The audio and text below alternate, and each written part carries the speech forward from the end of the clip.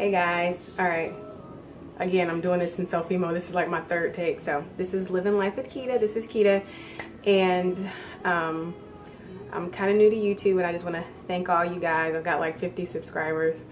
My sister got like 500 but she's young and beautiful. It's alright. So, and she's definitely more consistent with posting videos. So thank you guys that have subscribed for being patient with me. Last month I got really sick. I was sick for an entire month. I had strep throat. I was on antibiotics. My face broke out. So it was impossible to video anything until my face completely healed. And you wouldn't believe it, but I had like a really big, I just broke out right in the front of my face where I was like blowing my nose. Probably too much information, but some bacteria got up in there and it was nasty.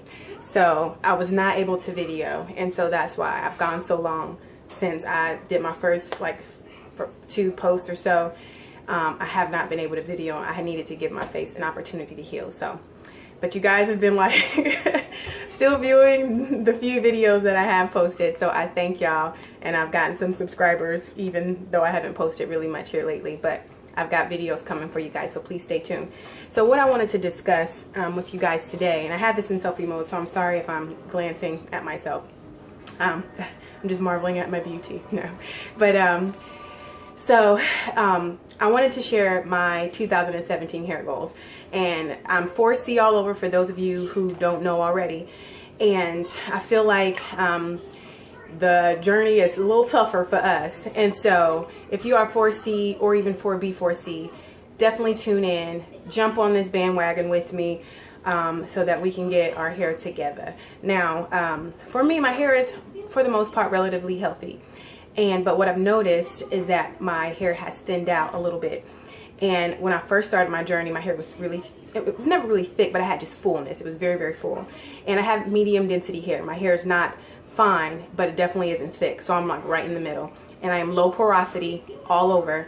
And I might whenever I have the heat damage, I think whenever you have heat damage you're going to be in the high porosity area, but for the most part I'm low porosity. It takes my hair some time to soak up water, especially when I wet it. So I definitely know I'm low porosity, and I have medium strands, so I don't have like really thick strands and I don't have really fine strands. I'm like in the medium, so I'm kind of average for the most part. Now when I first started my journey, I had really nice fullness, and I have to have realistic expectations because there was a time where I was pregnant, and because I was pregnant, you know, you're just going to have that fullness. I don't use hair vitamins or anything like that because I just feel like when you stop taking those vitamins, your hair suffers. And so the only thing I take is a multivitamin, and if I'm not consistent with that, I feel like it's no big deal because it's just a multivitamin for my entire body. You know, I do drink average amounts of water.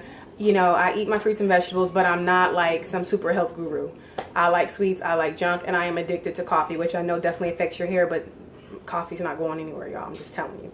But anyway, so, but I'm definitely going to improve my water intake. So I just wanted to share some 2017 tips that I'm going to be, some things I'm adding that's new, and other things are, I'm going back to the basics, things that I did early on that I felt, even though I probably didn't know it at the time, really helped my hair. I understand now why they helped my hair so much, but at that time, I really didn't understand why it helped my hair so much. So let's just jump right into it.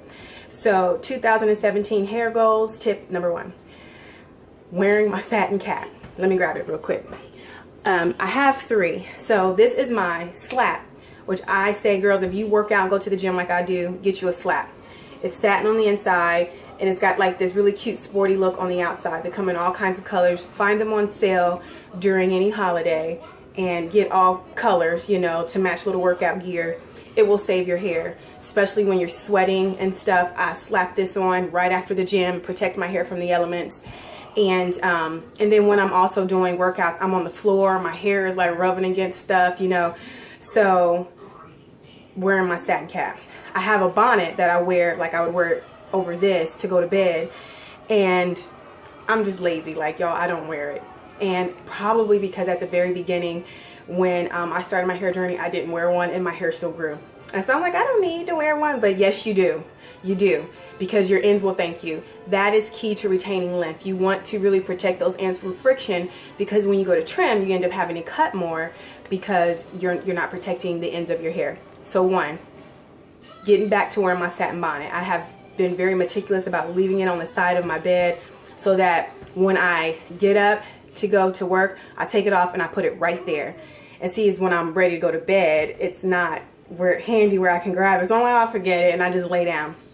You don't want to do that.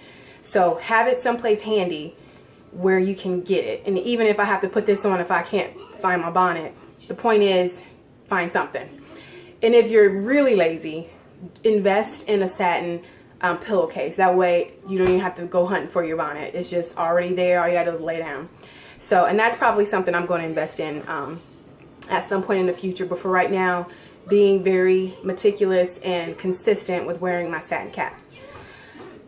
2 tip is my regimen. So I'm going back to the basics with my regimen. When I first became a natural, I was very simple. I stripped down. I didn't buy a lot of external products. I made a shea butter mix with the yellow shea butter, and it lasted me like 2 years. I bought a pound off of Butters and Bars. So if you go to www.buttersandbars.com, or if you just Google it, you'll find it. And I got it from another YouTuber who made her own shea butter mix. And stay tuned, because I will be posting a video to how I make my shea butter mix. So this is a yellow one with the yellow raw shea butter that I ordered online, and it is super cheap. I mean, a pound is like $9. And I'm telling you, I also bought mango butter. So this one is all shea butter with oils and stuff mixed in. And then I made mango butter hair cream that has half mango butter, half shea butter, and then it has the oils mixed in it. I'm going to post a video of how I make both of them. But I bought a pound of mango butter, I bought a pound of shea butter, and I also bought a pound of cocoa butter. And they come in packages like this. And they also come, let me go grab it really quickly. They also come like this. So I don't think the packaging really makes a difference, but this is 8 ounces and you get 2 of these. So you'll either get 2 of these or they'll send it like this. So this is the cocoa butter that I'm going to be using to make a body butter. I'm chocolate and dark skin, and you know, I'm not great at using like lotion and oil, so I need something a little more lasting. I get ashy real quick, and I'm lazy at a lot of things. But once I find a really good recipe for a body butter, I'm going to be testing one now. I will post that as well. So I went back to doing my shea butter mix. And y'all, this is crazy creamy. I'm telling you, if you know what raw shea butter is like, it can be very hard. And I know there are lots of shea butter mixes out there. I'm just giving you another option. If you've got one that you like, roll with it. But if you want to try mine, I have 4C hair. You want to try mine, you see how creamy that is? Very creamy. See that oil? You know, when it's at room temperature, and I leave it at room temperature, this is great. So I will be posting that, so stay tuned for that. If you got something you like, roll with it. If you like somebody else's, roll with that one. If you want to never tried it and this is your first time thinking you might do it because you got hair like mine or similar to mine, it's just one more option for you. So going back to using that, when I use the shea butter mix, you don't want to put this on your scalp, obviously, but I do this from root to tip. Some people say just focus on your ends. No, I want to lock in that moisture. This really helps to seal it. And I also make sure I seal my ends when I do my twist outs or my braid outs. So that was something that I was doing early on that I stopped doing because I said, oh, when I ran out, it lasted me like 2.5 years. And I have a 16-year-old who's also natural. And once we ran out, I was like, let me try other things, other products, and by other companies. And my hair just suffered because I felt like I wasn't retaining moisture. It was very dry, and I was really spending a lot of money. These 3 tubs cost me like just over $20. Like, and when I say, I mean the cocoa butter, the mango butter, and the shea butter, a pound of each, cost me just like $27. And that included shipping. I made 1, 2, 3, 4, 5 things of shea butter mix. So I'm telling you, when I say it goes a long way, we are good for a while. a couple of these are gifts for people, and I also gave away a small little tub to a girlfriend. So when I say it makes a lot, it makes a lot. It is well worth your money. I can easily spend like $10 alone just for one jar of a pre-made one from some brand at some store. Tell me, ladies, this is worth your money to make your own. So I use it to do my twist outs, and it really helps to serve as that cream in your lock method. Help you retain moisture and length. So going back to that. So the other thing is moisturizing. Okay. I've found, now that my hair's longer, I've discovered that I'm protein sensitive. And so any deep conditioner I've been using has been leaving my hair very tangly. And I didn't know what the culprit was, and I even switched up different brands, and I just used little conditioning packs just to try it out to see if it would do the same thing. And it never failed. Every single time, anything that said like Masque or like deep conditioner or whatever, or strength, you know, strengthening or whatever, it always left my hair tangly. And I mean, after I've already detangled, shampooed and everything, and then I go and put that, you know, deep conditioner on, sit under the dryer for like 30 minutes, rinse it out, or whatever, however many minutes it says. My hair was always tangly, and it felt moisturized, but it definitely felt very tangly. And so I said, something's up. So I thought perhaps it was the protein. So I did some research looking around for a DIY deep conditioner that was for girls who are protein sensitive. And so I just found a few, and I just kind of came up with my own concoction based off the ones that I found. Stay tuned for that, ladies. We will be doing if you feel like you're protein sensitive and you're 4C, and you don't even have to be 4C, but if you feel like there has not been a deep conditioner that's been working for you, you're going to like this one. My hair felt instantly stronger when I used it. It has coconut milk in it, an avocado, raw honey, and a banana. And I'll probably put in a couple tablespoons of like olive oil and coconut oil, blend it in my NutriBullet, gets it nice and fine, and slaps it. I slapped it right up in my hair, and I'm telling you, my hair loved it. I mean, instantly when I put it on my hair, I could tell this was the bomb. I could finger detangle my hair with conditioner on. I have never been able to do that with not any brand that I've tried. You know, I had to detangle before, put the conditioner on, and rinse, you know, but with this, whatever it is in these products, I could actually use my fingers and get in there and detangle. So the only thing is that I cannot do it weekly. I realized that once a week was too much, so I took it down to every other week. In between, I use a moisturizing conditioner, deep conditioner, that lacks protein. You know, I looked at the ingredients and I made sure I looked very closely to make sure that there wasn't a lot of protein in it. And if I saw anything that, I stayed away from products that said strengthening or, you know, breakage or whatever. I tried to look for ones that stressed moisturizing. So on the off weeks where I'm not using my DIY deep conditioner for protein and strength, I'm using the moisturizing deep conditioner. I recommend deep conditioning once a week. So that's something that I've always done, but I'm going to make sure I'm consistent with. So that is being added to my regimen. Another thing I'm doing is pre-pooing. I know girls love the coconut oil, but for me, it's the olive oil, baby. Don't know why, but I've pre-pooed with both coconut oil and olive oil, and I feel like the olive oil spreads better for me. When I go to shampoo, I feel like that my hair is very manageable. And the coconut oil does fine as well, but I don't know what it is. To me, the olive oil just works better on my hair. So I'm going to be pre-pooing with olive oil consistently, and that's once a week. So the night before I shampoo, I slather my hair down in olive oil. Or if I know like I'm going to the gym, I'm going to slather my hair with olive oil, put on a plastic cap, put on my slap. Girl, no, y'all, nobody can see that plastic cap under there. I put my slap on and I head to the gym. I'll be in there for a few hours, then I'll go down, you know, darling around to the store, come home, shampoo, and I'm ready to go. So that's another thing, pre-pooing. And then this other one I'm really excited about, and I've been researching it, And once I find one that I love, you guys, I'm going to post it and let you know which one I chose. But I saw another 4C natural on YouTube, and I couldn't find her again. And I should have subscribed to her channel, but I was like researching, so I was trying to look through a lot of them at once. But she used, I mean, her hair is like down, like it's like bust length, and she's a true 4C, and she used a shampoo bar instead of liquid shampoo.